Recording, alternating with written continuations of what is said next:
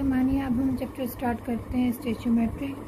इतना ज़्यादा मुश्किल चैप्टर नहीं है, लेकिन बस कुछ फार्मूलाज हैं, कुछ कैलकुलेशन है, तो वो करनी होगी। सही है। तो सबसे पहले इसमें मेन टॉपिक्स कौन से हैं? इसमें एटॉमिक मास का है, मोल्स हैं, एवोगाड्रोस नंबर है, एम्पिरिकल और मॉलिक्यूलर फार्मूला ये भी करना है। फिर आगे लिमिटिंग और नॉन लिमिटिंग है और यील्ड है। सही है, ये टॉपिक्स हैं।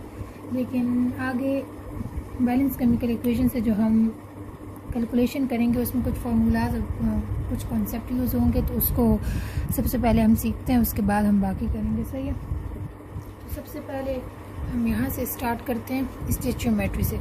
सही है।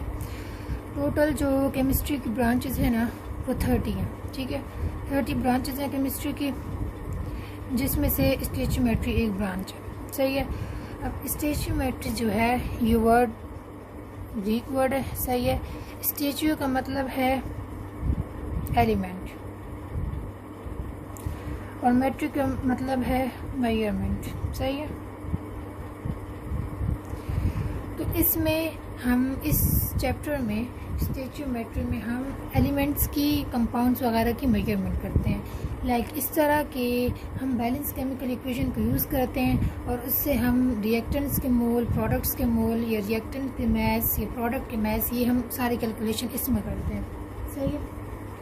लाइक डेली बेसिस पे अगर मतलब कोई रिएक्शन हो रहा है तो उसको प्रोसीड करने से पहले ये चेक कर लेते हैं कि अगर हमें कोई इतने मोल डिज़ायर प्रोडक्ट बनाना है, सही है, इतने मोल्स कोई स्पेसिफिक, तो उसके लिए हमें कितने रिएक्टेंट्स, कितने मोल्स रिएक्टेंट्स के चाहिए होंगे, या फिर इतने रिएक्टेंट्स के मोल हों तो हम कितना प्रोडक्ट्स बना सकते हैं। सही है। तो इस सारी चीज़ों में स्टेचोमेट्री यूज़ होती है। सही है। सारी कैलकुलेशन है। ठीक है।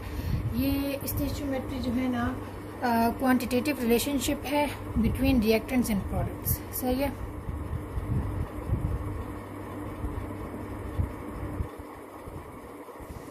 Quantitative relationship between reactants and products. सही है। रिएक्टेंट्स और प्रोडक्ट्स के दरमियान हम क्वांटिटी के लिहाज से बात करते हैं, दोनों के हम कुछ न कुछ रिएक्टेंट्स और प्रोडक्ट्स की क्वांटिटी फाइंड आउट करते हैं। सही है। लेकिन अब इसमें कुछ लिमिटेशंस भी हैं।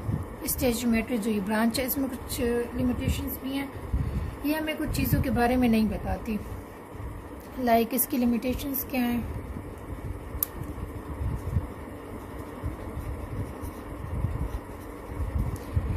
ये हमें कंडीशंस के बारे में नहीं बताती।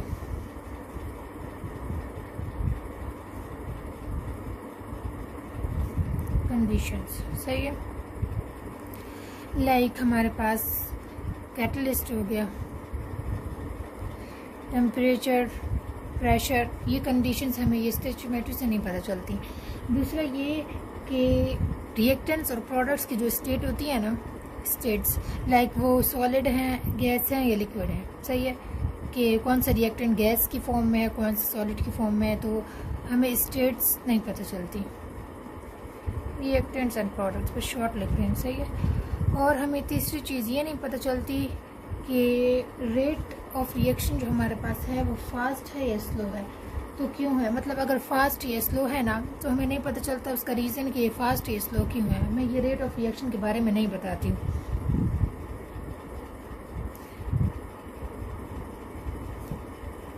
About rate of reaction. सही है। ये कुछ इसके लिमिटेशंस हैं, इसके बारे में हमें ये नहीं बताती। और एक और चीज़ भी है कि स्टेचोमेट्री जो ब्रांच है ये हमें किसी भी रिएक्शन का मैकेनिज़्म भी नहीं बताती। मैकेनिज़्म ऑफ रिएक्शन, लाइक वो रिएक्शन एक स्टेप में हो रहा है, 2 स्टेप में, 3 या 4, जितने स्टेप्स में हो रहा है, ये मैकेनिज़्म हमें इससे नहीं पता चलता है। इससे बस हम क्वांटिटी के बस कैलकुलेशन करते हैं, बाकी कुछ नहीं करते। सही है।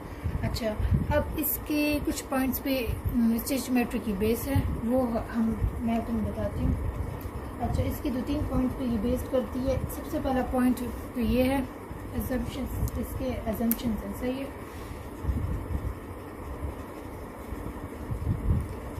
मतलब किन पॉइंट पे इसकी बेस्ड, मतलब कुछ चीज़ें हम अपने जहन में रखेंगे तभी कैलकुलेशन कर सकते हैं। अदरवाइज नहीं, ठीक है। अच्छा, ये ब्रांच हमें कहती है कि सारे रिएक्टेंट्स जो हैं, ये 3 पॉइंट्स याद रखने के हैं, सही है। ये सारे रिएक्टेंट्स जो हैं, all reactants convert into products. ये जो सारे रिएक्टेंट्स होते हैं ना, वो टोटली प्रोडक्ट में कन्वर्ट हो जाते हैं, सही है। एक ये बात, दूसरी ये बात कि ये कहती है कि जो रिएक्शन हमारे पास प्रोसीड हो रहा होता है ना, उसमें कोई बाय प्रोडक्ट्स नहीं बनते, मतलब कोई साइड रिएक्शन नहीं होता। और ऐसा पॉसिबल नहीं है कि साइड रिएक्शंस ना हो, साइड रिएक्शंस हर रिएक्शन में होते हैं, सही है। लेकिन ये हमें कहती है कि साइड रिएक्शंस नहीं होते, नो साइड रिएक्शंस। बस राइटिंग को इग्नोर करना, बस जल्दी जल्दी करवा रही हूँ, सही है। साइड रिएक्शंस नहीं होते। और इसकी जो स्टेचियोमेट्री है, इसकी 2 लॉज पे ये बेस करती है, सही है। एक law of conservation of energy,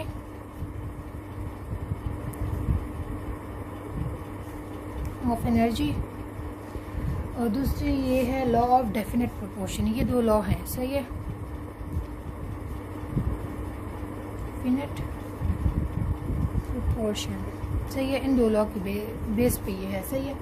अच्छा, अब मैं सिंपली बताती हूँ, बाकी हमने ये सारा कुछ सही है, लेकिन हमने बस कैलकुलेशन क्या करनी है इस चैप्टर में, बाकी कुछ नहीं है। बस बैलेंस्ड केमिकल इक्वेशन हम यूज़ करेंगे हर उसमें, सही है।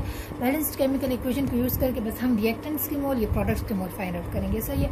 तो अब इसी में थोड़ा कंफ्यूज करते हैं, कुछ वो हैं फार्मूलाज है ना, वो मोल वाले, तो उसमें थोड़ी सी कन्फ्यूजन तो नहीं होती, लेकिन वो घुमाते फिराते हैं उस में, सही है। तो अब नेक्स्ट हम बात करते हैं मोल पे, सही है। मोल क्या बात है?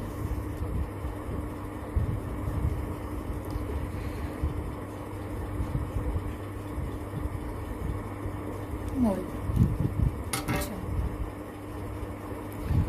मोल क्या होता है?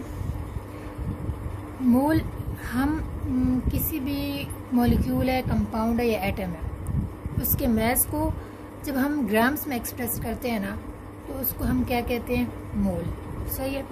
अच्छा, लेकिन मैं इससे पहले वो करवाऊँ, रिलेटिव एटॉमिक मास करवाऊँ, ये फिर बस ये करवा के रिलेटिव एटॉमिक मास करवाती हूँ, सही है। अब जैसे पीरियोडिक टेबल में हर एलिमेंट जो होता है उसका एक एटॉमिक नंबर होता है, सही है, और एक मास नंबर होता है। तो मास नंबर जो एलिमेंट्स के होते हैं ना, उसको जब हम एक्सप्रेस्ड, वो AMU में एक्सप्रेस किए जाते हैं, सही है, क्योंकि AMU एटॉमिक मास यूनिट जो है वो सबसे स्मॉलेस्ट यूनिट है मास का, सही है। तो वो एटम्स की उस पर हम एटॉमिक मास यूनिट यूज़ करते हैं, क्योंकि वो मास का सबसे छोटा यूनिट है। बड़े यूनिट्स में हम एटम्स की मास को नहीं फाइंड आउट कर सकते, वो बहुत बड़े यूनिट्स हो जाते हैं, सही है। तो ये मोल सिंपल है, ठीक है। मोल क्या चीज़ है? Atomic mass. ये एटॉमिक मास किस चीज़ का होगा? लाइक एटम ले लो, अलग से हाइड्रोजन ले लो या कार्बन ले लो, नाइट्रोजन ले लो, जो एटम होगा ना उसका जो मास होगा, जो मास नंबर लिखा होता है, मास होगा, उसको हम एटॉमिक मास कहते हैं। मॉलिक्यूलर मास कोवेलेंट कंपाउंड्स का होता है, ठीक है। लाइक आपके पास CO2 है, H2O है, सही है। तो जो कंपाउंड्स होंगे ना, उनका हमारे पास क्या होगा? Molecular mass. Formula mass